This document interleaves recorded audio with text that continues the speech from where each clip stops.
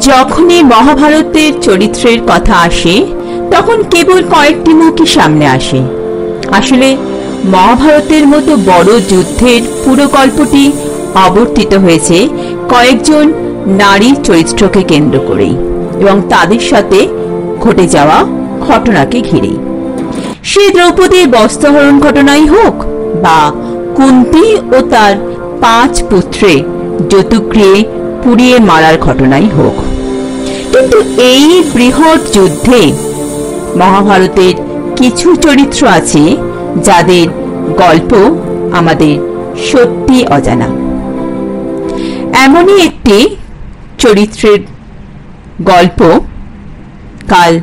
আগামীকাল আপনাদের কাছে আমরা নিয়ে আসছি।